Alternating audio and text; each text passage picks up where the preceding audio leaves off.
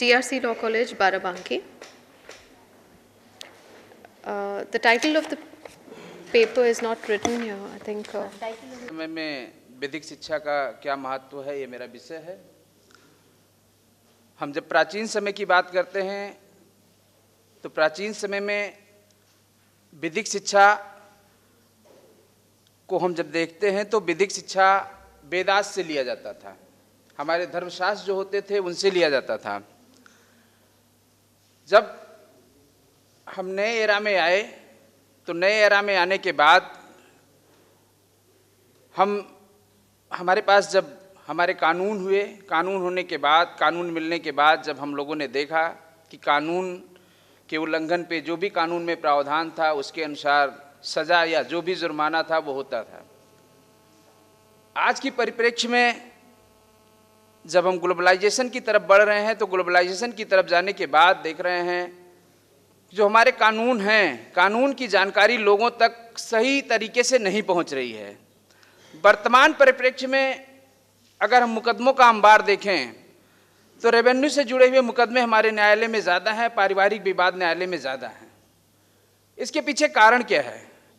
कारण यह है कि इनको जो बताने वाली जो संस्था है वो संस्था भी इनको सही तरीके से उन चीज़ों की जानकारी नहीं दे पाती है कि इनके मुकदमे का निपटारा कैसे जल्दी से जल्दी हो जाए। ये एजुकेशन की कमी कहीं न कहीं हम लोगों की भी स्थिति को बताती है कि हम लोग समाज को अच्छा लीगल एजुकेशन नहीं दे पा रहे हैं, बीइंग ए लॉ एजुकेशन होने के नाते। भारतीय विधिकी परिषद का हमेशा ये सोच रहा है कि वो समाज को इस तरह से अवेयर करे विधि के विद्यार्थियों के द्वारा। विधि के विद्यार्थियों की भी एक जिम्मेदारी होती है कि समाज को वो अवेयर समय समय पर करते रहें। पारिवारिक विवाद हमारे न्यायालयों में बहुत ज़्यादा बढ़े हुए हैं। अभी क्या है कि थोड़ी सी विवाद हो जाती है, हम पुलिस को बुला लेते हैं, लेकिन जो हमारी मध्यस्थता थी, जो हमारे प्राचीन समाज की जो मांग थी, जो हमारी मध्यस्थता थी, जो हमारी पंचायतें थीं, वो पंचायतें कहाँ लुप्त हो गई जो हमारे लीगल एजुकेशन को पूरी तरह से डिमोलिश कर रही हैं। आज के समय में वो पंचायतें कहाँ लुप्त हो गई हैं? पंचायतों का स्वरूप बदल गया है, मध्यस्थता केंद्र बन गए, लेकिन मध्यस्थता केंद्र भी आज के समय में जो वर्तमान परिप्रेक्ष्य है उस परिप्रेक्ष्य में मध्यस्थता केंद्र भी इन चीज़ों को निपटाने में सही तरीके से सक्षम नहीं हो पा रहे हैं। कारण है कि जानकारी जो है, जानकारी का अभाव पूरी तरह से समाज में परिलक्षित है।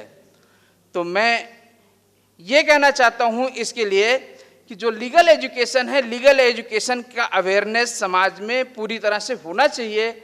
आज का जो समय है, आज के समय में जितने भी नए कानून आ रहे हैं, संहिताएं बदल गई हैं, न्यायशास्त्र बदल गया है, लेकिन अभी इसकी जानकारी लोगों तक नहीं हो पा रही है। हम 4G 5G के ज़माने में जी रहे हैं। 4G 5G के ज़माने में हमारे पास साइबर लॉ क्या है, साइबर लॉ का अवेयरनेस कैसे होना चाहिए, ये हम लोगों तक नहीं पहुंचा रहे हैं और हर आदमी उसका शिकार होता चला जा रहा है, लेकिन उसकी जानकारी लोगों तक नहीं पहुंच पा रही है। तो हम लोगों की ये रिस्पॉन्सिबिलिटी है कि हम लोग इसको स्टेप बाय स्टेप, जिस समाज में हम रहते हैं, जहां पर हम हैं, वहां पर हम इस जानकारी को पहुंचाएं और लोगों को ज़्यादा से ज़्यादा अवेयर करें। अगर एक एक विद्यार्थी, एक एक विधि से जुड़ा हुआ व्यक्ति अगर दो परिवार को जागरूक करने की जिम्मेदारी उठाता है तो निश्चित तौर पे आज जो इस सेमिनार का जो हमारा संकल्प है, ये संकल्प पूरा हो सकता है। हम बेहतर भविष्य की बात कर सकते हैं, बेहतर वित्त की भविष्य की बात करते हैं, हम सुसज्जित समाज की बात कर सकते हैं जिस समाज में हम जीने की बात करते हैं। धन्यवाद।